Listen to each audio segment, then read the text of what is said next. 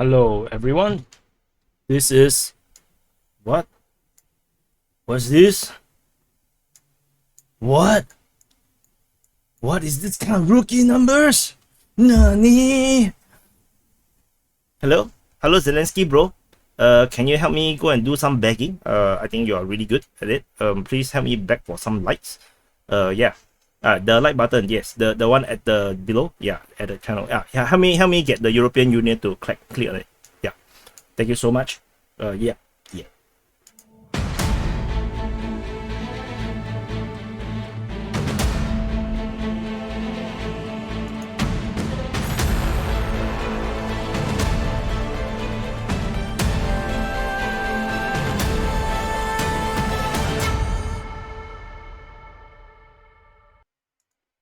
Hello everyone, this is Defense Politics Asia, and please help me press the like button.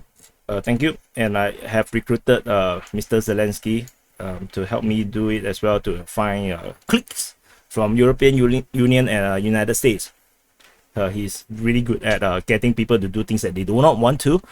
And so this is the summary for day 68, 2nd of May. This is a bit of a late telecast for this because I fell asleep.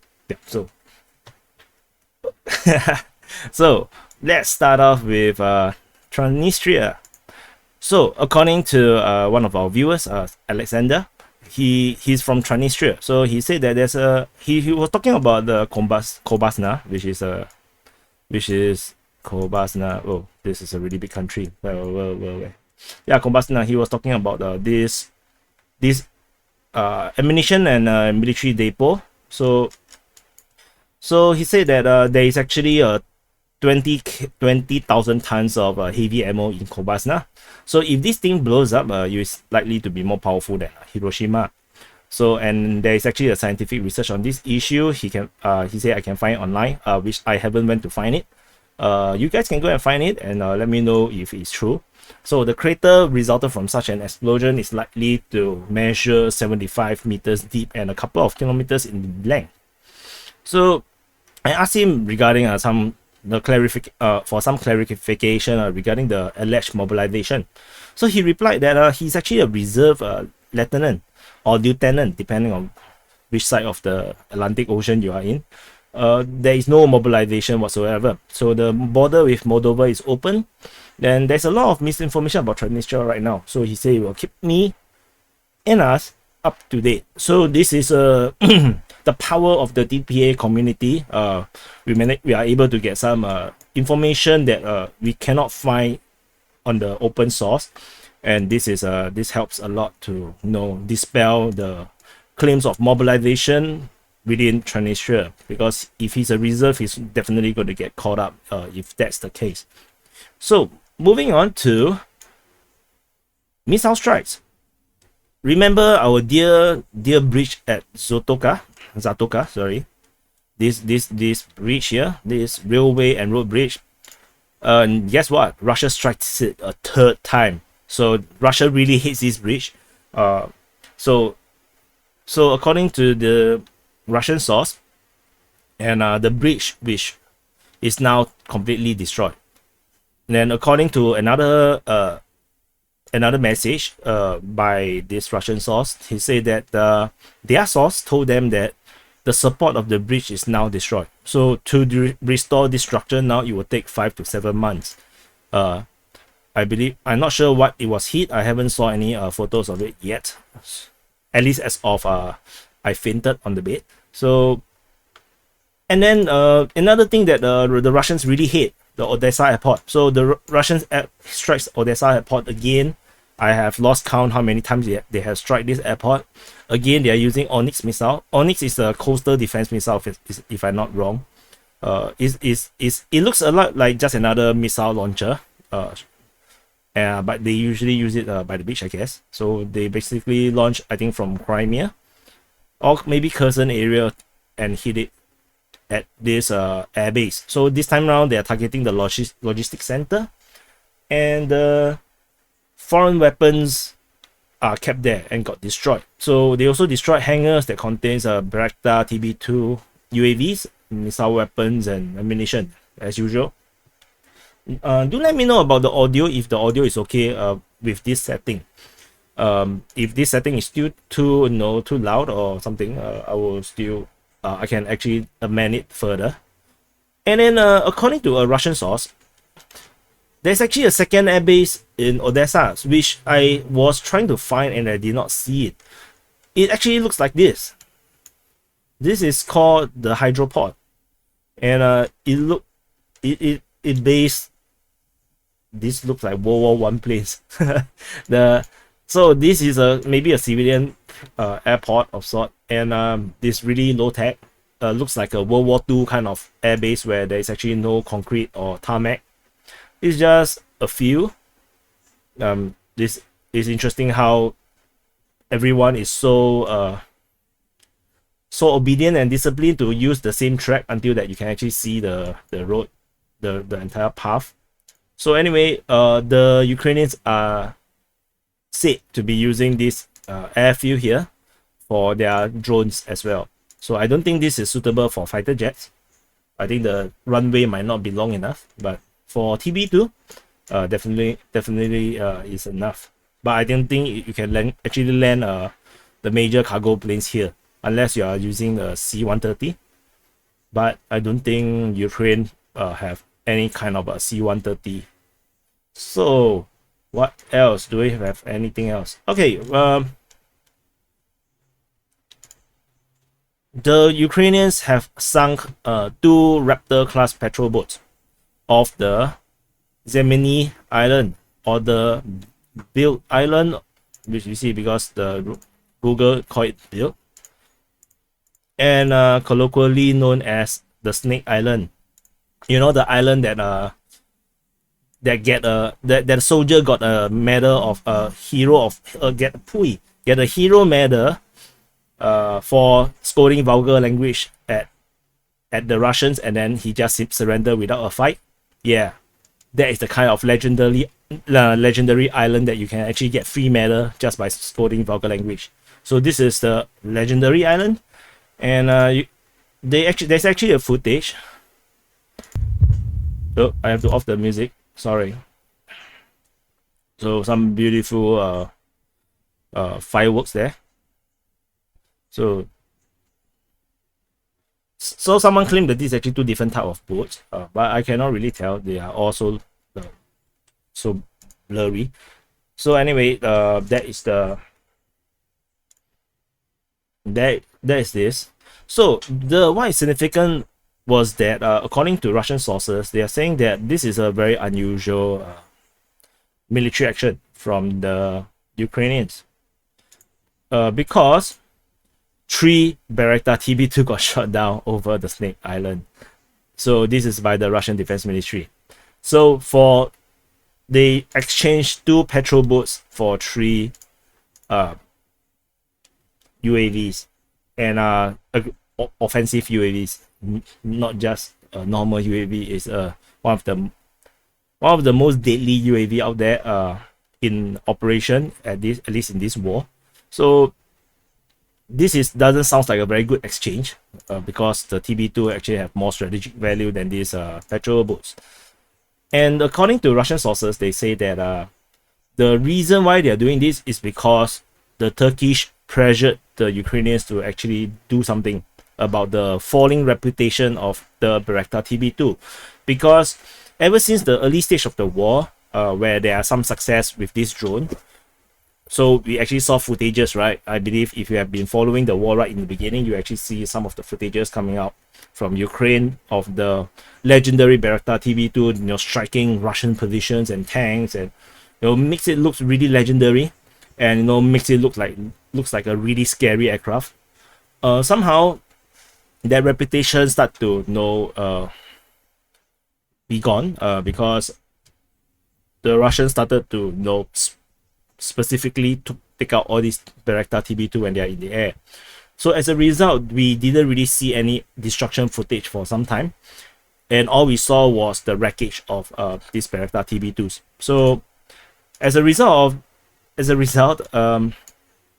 allegedly the reputation of this weapon platform has collapsed, And this come at a bad time for the Turkish, because the Turkish is trying to sell their new version of UAVs, and they are struggling to get to convince their foreign buyers because of this alleged destruction of their reputation, or the effectiveness is now being dubious due to the lack of success. So the story is that they pressured the Ukrainians to do something about it, and they actually sent the Bayraktar TB-2s to take out these patrol boats.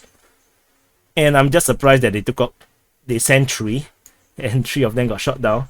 So this looks like a really bad deal, and just something really interesting, if you ask me.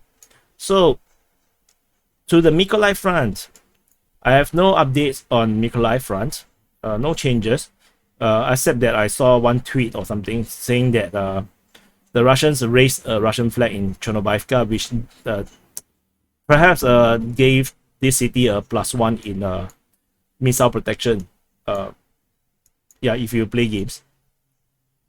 There is no update regarding the front line here and the offensive here. At least I didn't see anything yet. Maybe there's something. So off to the Mykolaiv, the Zaporizhzhia front, or Zaporizhzhia line. Something on the civilian side. So in Melitopol, they are now transiting to the rubles, and the entire transition will be completed in a few months. So from the May the 1st, they can now buy things at the supermarket using rubles, and these rubles monetary circulation at Melitopol will also ensure payments to pensioners as well as salaries to public sector employees. So basically, the Russian government has taken over entirely, including payment to pensioner. So I think the Ukrainians should be happy about this, right? They can save money since they don't really have money now. And these public sector employees should be happy, at least they get paid, and then they can actually use the money in the supermarkets.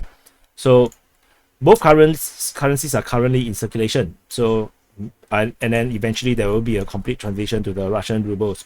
So I think buying stuff here might be a bit complicated now.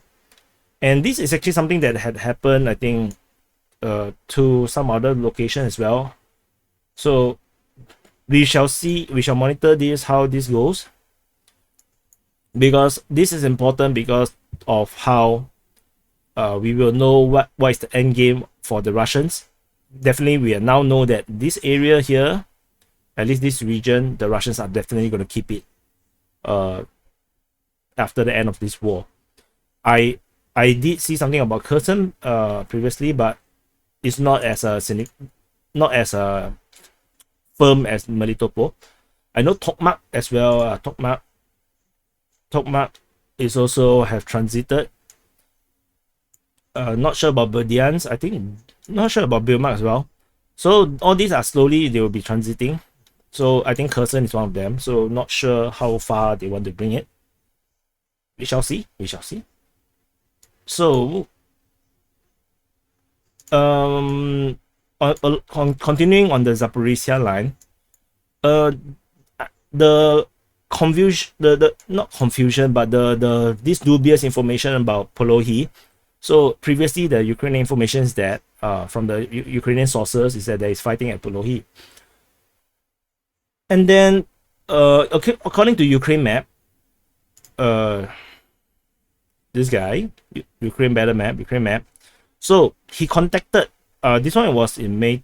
So let's move it on to on 27th of April, he contacted someone at Polohy to ask what is the situation over there. The contact actually say that they are still under Russian occupation, and there is actually no fighting around there. So I actually checked with him regarding the fighting, because I'm trying to determine where is the fighting at. So when he contacted, he said there's no fighting in the northern part of the city. The fighting is further north, outside of the city of Polohy. So he also clarified that it's around 10 to 15 kilometers at least from the Polohy. So that will mean that from Polohy, 10 to 15 kilometers is basically all the way at the front line. So there is literally no change essentially to my original map, which is like, you see, this is the original front line.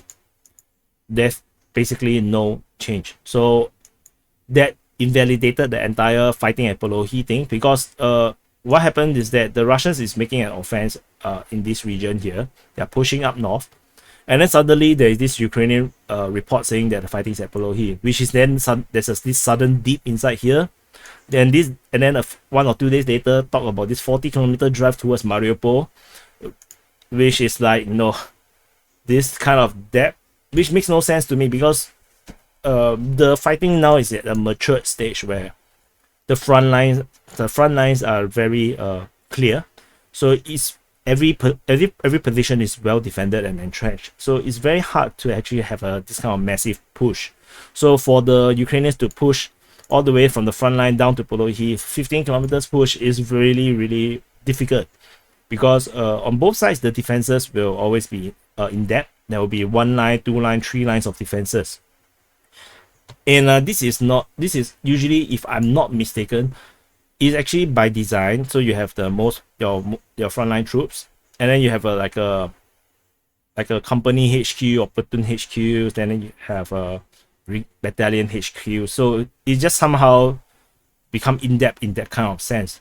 And then because between the different units, there will also be communication channels and traveling between positions, so it's likely to have this consistent line of the defense.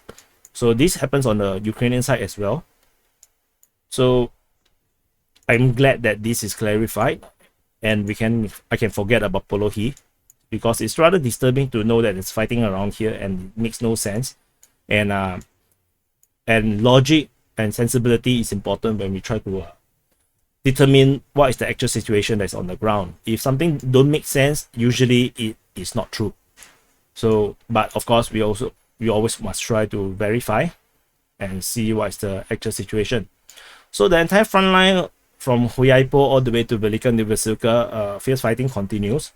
There is a advance, this from a single tweet or two, that Vremivka has been captured by the Russian forces. So Vremivka is this part of the town that is on the other side of the river from Velyka Novosilka. So this side is Velyka Novosilka and this side is Vremivka. So the Russians have captured this part, but fighting continues at Blahodadne, Keshkunchne, and of course Velyka Novosilka. The fighting continues. And then if this information is correct, so I'm not saying that this is the reality, I'm saying that this is the latest intel. So people in the comments, remember, these are all intel, these are all signals, and we try to plot according to the latest intelligence we get. It doesn't mean this is true. So yes, it's from 1 tweet or 2 tweets, and that's how we plot the map, because usually due to the fog of war, this is all we can depend on. And it doesn't matter what if I plot it right or wrong, because it doesn't change the war. The reality on the ground doesn't depend on my plotting. So eventually the truth will come out, and then we just correct the map, and then we will get the latest version of the map. So remember that. Don't take my word for it. Don't trust me. Don't believe in me. Just watch me and press the like button. Press the like button if you haven't. So moving on to the Donetsk Front. On the Donetsk Front, I have no updates except for Pisky. So according to one of the commenters, he was really angry that I put Pisky under the Russians, and he said that Pisky is actually Ukrainian since 2014 and 2015. So I managed to corroborate this, because the Times military correspondent Anthony Lloyd happened to visit it just on the same day, on the 2nd May. So this article came out, and he actually went to Pisky. So come right on time, and then so I'm able to confirm this information and pull back the front line here to just beyond PC. So moving on to Mariupol. So 69 out of the 80 evacuees that I previously reported has chose to leave for Ukrainian controlled territory. 11 have decided to stay within Donetsk, People's Republic.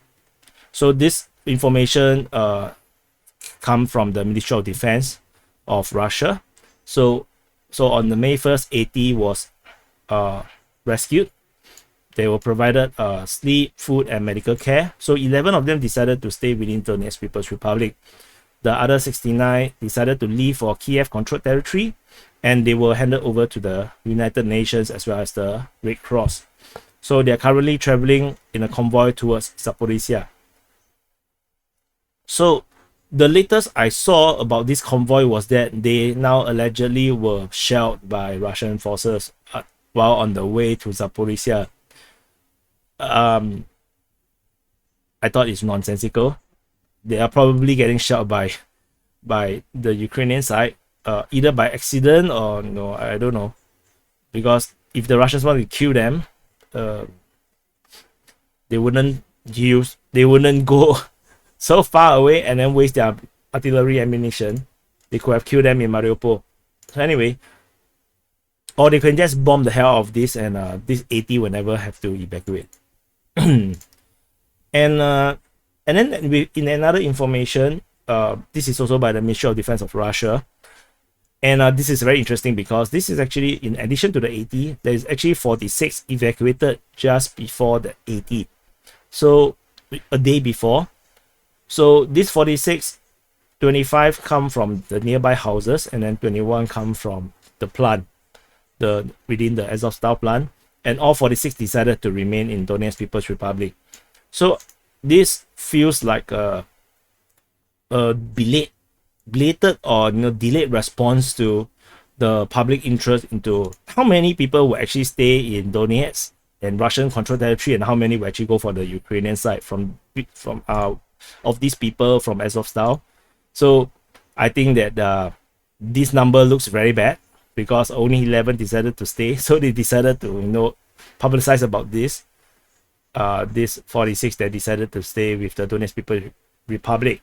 And I would say take a pinch of salt about this number, because it's too convenient, because this information and this information came together where they could have told us about this first before they told us about this. So anyway, this is the information coming out from Mariupol. No other things worth talking about here, other than, of course, there are a lot of bombardments. Moving all the way to Popasna. No information about Popasna. And now we are in Luhansk Front. Luhansk Front, there's some information. The Chechen and Luhansk People's Republic forces have conducted a large-scale offensive along the entire front line, starting from the Zaria plant in the village of Zuni, which is actually here. Zoria plant is here, and all the way to the village of Vovodovka, which is actually Vojevodivka here. So they claim from this Russian source that as a result of the lightning strike, the enemy is knocked out from their fortified positions and was thrown back. So in Brankovsky and Severodonetsk district was thrown back. So it's rather confusing. So anyway, I don't know why is there Severodonetsk appearing in this line. So anyway, maybe I got this. Maybe this is not this, although I think it is. So anyway, what you need to know is there is offensive and there's fighting in the village of Vojevodivka as well as in Zaria. I'm not sure how far they have pushed, despite they say they had success. And I actually changed the border. You can see this salient is gone. So the salient is gone, and because if they are fighting here, then there shouldn't be Russian positions in this side of the border or the territory or the front line. So this is the update from the Luhansk Front. So we are now in the Izyum Front. Okay, so Izyum Front, the Russians are reportedly moving towards Ozheny. So not sure if I already told you this. Should have. And because of this push here and the capture of Yampil and Zaporizhzhia, they have this entire territory for freedom. They have this freedom of movement, and they have actually pushed south of Liman, and they have captured this T junction here. This T junction is now under the Russian control, and they have installed checkpoint. The checkpoint might be actually further south. Let's push this further down here a bit. So there's actually a checkpoint probably around this area. So any civilian vehicles that try to go towards Sloviansk from Liman is now being checked by the Russians. So locals pass through Russian checkpoints on the way from Liman to Sloviansk. The Russian check documents and recommend leaving the area as soon as possible. So basically the intel is that Liman is getting encircled as we speak, and the southern escape is gone. And I'm not sure how far is this checkpoint, because there's this road here as well going south. So the Russians could be even further south here. And in response, the Ukrainians have blown up the bridge between Sloviansk and Liman. So basically, the civilians, you can say goodbye to your escape. So previously, we have reported that this railway bridge was destroyed, and the photo was taken, or video was taken from this side of the bridge. So now this bridge is now also gone. It's destroyed. There's a photo came out from there. So now this is gone. So this entire crossing is gone now. There's no more crossing here. So even though if they can come down here, they can't really escape from there. And I don't think there is a... Oh, there's one more bridge here. I wonder if they blew up this bridge as well. So this is not a bridge. This looks more like a dam. A dam of sort. Let's see. What I saw is, I think it's this one. So let's see if they will blow up this one as well. And if there are any more crossings, no, that looks like just a rapid of sort. No, the next crossing is all the way here at Kryvyi Rih, south of Ozheny. So let me make a prediction. The Ukrainians are going to blow it up. So anyway, the Russians are fighting at Ozheny now, so we likely to see that. So I finally have some information about Stavky. So according to this Russian source, Ryba, which is a fisherman, the Allied forces, which refers to the Russian DPR, LPR, Chechens, has gained a foothold in Alexandrivka and Stavky. Alexandrivka is actually Alexandrivka here. So that means that they have captured Stavky, and that corroborates with the intel that the Russians are fighting in Liman as well as Drobyshev. Because if you can't, then they are unlikely to be fighting around here. So there is no information about this side of the front.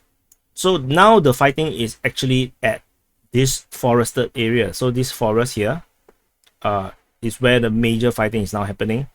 So according to the Russian source, near Sviatogorsk,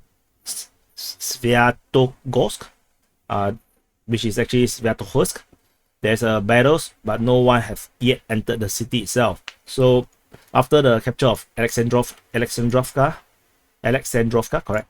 So which is Alexandrivka, the fighting is now shifted to the forest belt on the border of Borogodishnaya, Sovnovaya, and Yarovaya. So basically, in Ukrainian, it's actually Yarova, Sosnove, as well as Bohorodishny.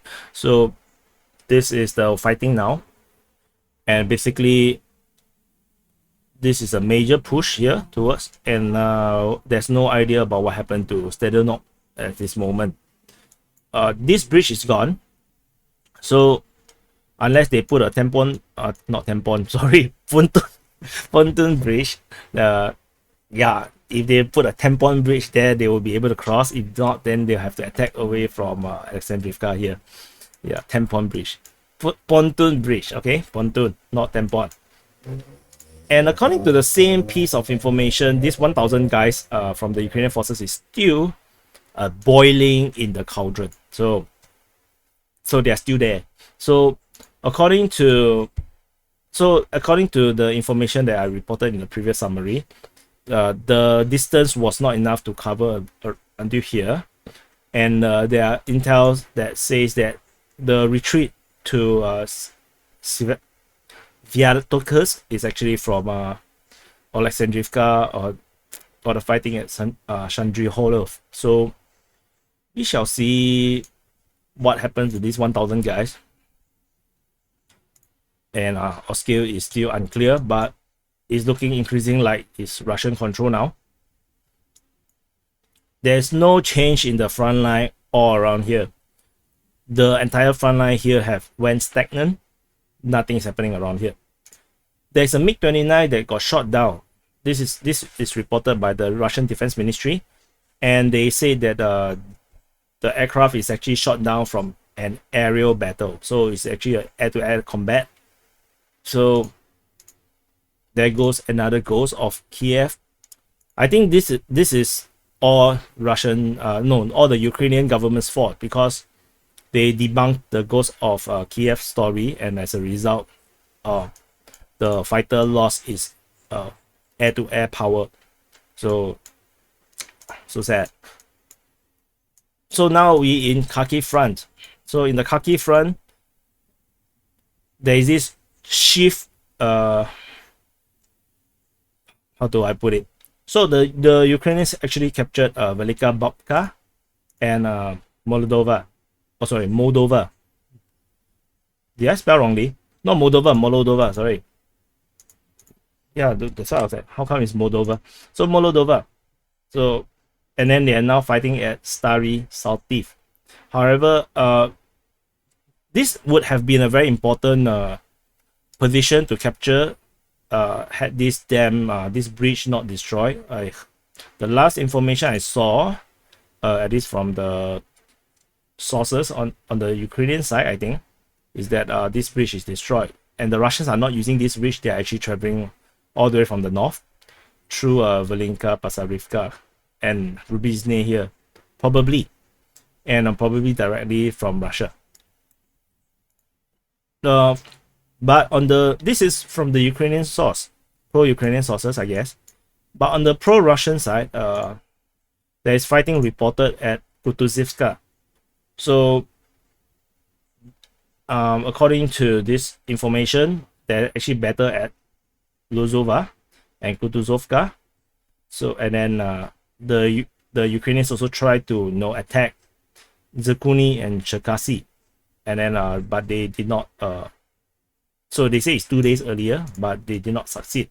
So Kutuzivka is here, and then Zirkuni is here, which is a Russian-held position. There's also Cherkasy Tushki, Cherkasy Tishka. So these two positions is Russian-controlled, and they were under a Ukrainian attack, but they held. So Ruska Lozova is here. So this is captured by the Ukrainians probably a week ago. Now the Russians are trying to take it back. Same thing at Kutuzivka. And on this side, the Russians, according to this Russian source, they claim that they have, because of the forces put towards the Ruskas, to push towards Zirkuni and this Ruska Lozova. So the Ukrainian forces getting put to fight here, and the Russians managed to recapture Turovo and Makarovo, which is Turove and Makarove. So, but this had previously been always been under the Russians. So you can see D62, they are still on the Russian side. So that's why I put a dot here, captured, because because I never knew that they were lost. So this is similar to the situation on the Ukrainian side, where the Ukrainians captured villages and towns which I have never knew was lost. So this is a repeat of the same situation, but it looks like the Kharkiv front is heating up. The fighting is getting more and more intense, because previously the Russians have been really stagnant and they are really on the reactive side. They has been just absorbing all the attacks, and seemingly now they are trying to push back a bit. So maybe they launch attack around here, and then with this diversion they attack on this side, presumably that the Ukrainians actually hold this position at south of Kozacha Lopan. So but the Ukrainians are pushing up here. So this, once they can capture this, if they want to, they can actually push all the way up to Verny-Saltiv and then all the way to Rubizny here. And if they can take Rubizny, then they will cut off any reinforcement coming from this side of Kharkiv Oblast. So reinforcement would then have to be forced to go through Russia, because I don't think there's another road. Yeah, because this is not a road, this is a border. So this is the only road here, and there's no more roads except for this really minor road here, very small road, all the way at the north. So this is the Kharkiv front. Some people ask what is the significance, what is the strategic importance in this push here. My opinion is not strategically important at all. Like, it is for the Russians, as long as they can keep this supply line through Kupiansk open, this area is absolutely not important at all to the Russians, because for the Russians, this is already the Russian territory. They can actually mass troops in this area and just push south again at any time. In fact, if they want to, they can actually gather their troops and Kursk and push all the way through Sumy again, and that will probably create some kind of major collapse in the way how the Ukrainians have made their battle plans. So the whole battle plans can throw in the rubbish bin, because I don't think they are expecting the Russians to go through Sumy again. So who knows, the Russians can go through and attack Chernihiv again, and then you have this massive redeployment required to protect Kiev again. So that is possible, and I believe the Russians will do it once they have some breakthrough in this Eastern Army zone. And I think this is the entire summary for this day 68. Hopefully you'll find it useful. For those that have not subscribed, I would like to mobilize you and join the recruits and go for training camp at the DPA Basic Military Training Center. So press the subscribe button, and for those that have not pressed the like button, please press it. And also do go and check out my other videos from today. The numbers are very, very low, so I think many of you just ignore them. So maybe they are not important. So that's possible. Like, you're not interested in Iraq, so who cares about Iraqis, right? And then who cares about Antarctica, right? Yeah, you have a point. So I also have this news headline for Asia Pacific, Asia Pac, but seems like I putting the word Asia Pac makes it not so attractive. You see this 17,000 views for the Putin accepted to G20, and then nobody cares about Pakistan getting 8 billion from Saudi Arabians. So maybe that's the case, but anyway, I just want to let you know that there are other videos that's out there now, and then if you're interested, you can go and watch it, and I'll see you in the next update.